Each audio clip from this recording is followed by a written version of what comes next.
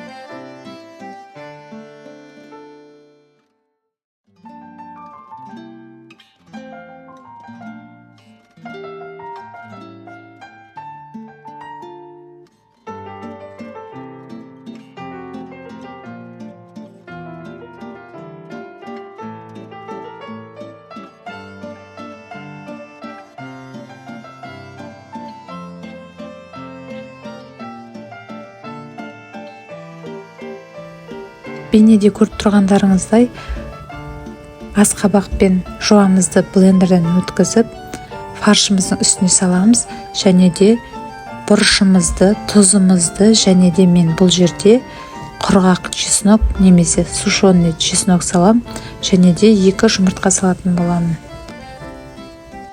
Барлығын қосып, жақсылап араластырамыз. Және де мен бұл жерде фаршқа манка, сухари қоспай, дәл осылай қуырып алатын боламын.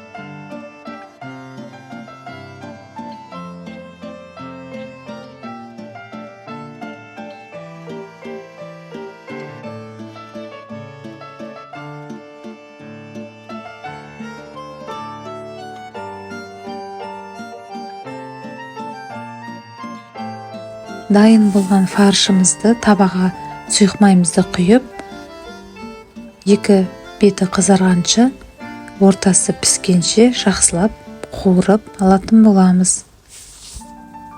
Мен бұл жерде котлетті қатты үлкен көлемде емес, орташа көлемде алдым, және де оттың астын қатты қоймаймыз, орташа қылып қоятын боламыз.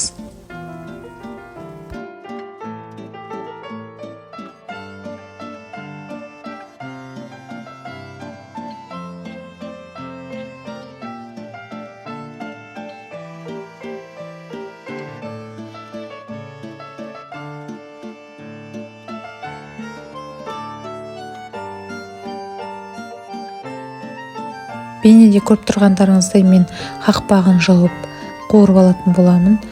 және де котлеттің қызарған жағын аударып, екі беті қызарғанша, ортасы піскенше қуырып аламыз. Осылайша қалған котлеттеріміздің барлығын дәл осылай пісіріп шығатын боламыз.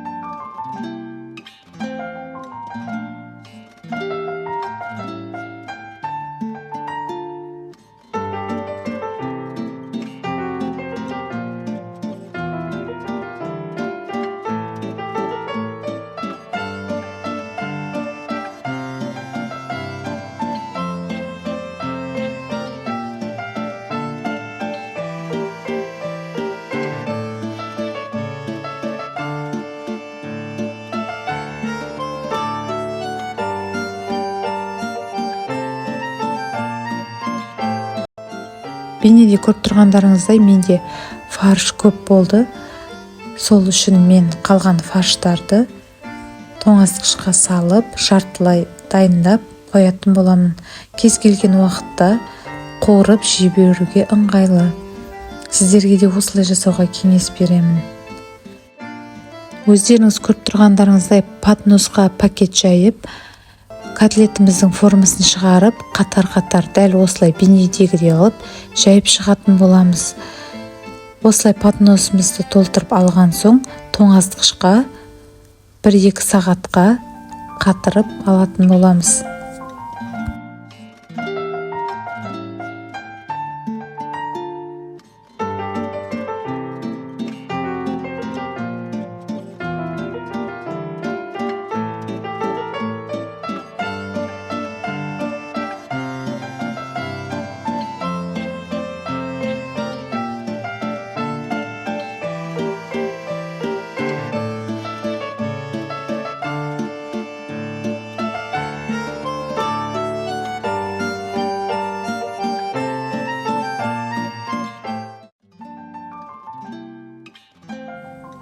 Бейнеде көріп тұрғандарыңыздай қатып дайын болған котлеттерімізді пакеттерімізге салып, немесе арнайы ыдыстарға салып, тоңазытқыштарда сақтасаңыздар болады.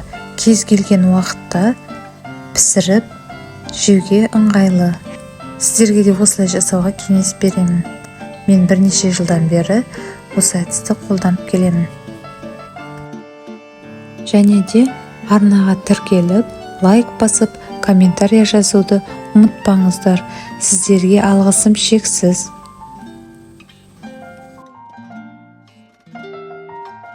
Көріп тұрғандарыңыздай котлеттеріміз дайын, өте дәмді болып шығады және жеңіл. Сіздерге де жасауға кеңес беремін.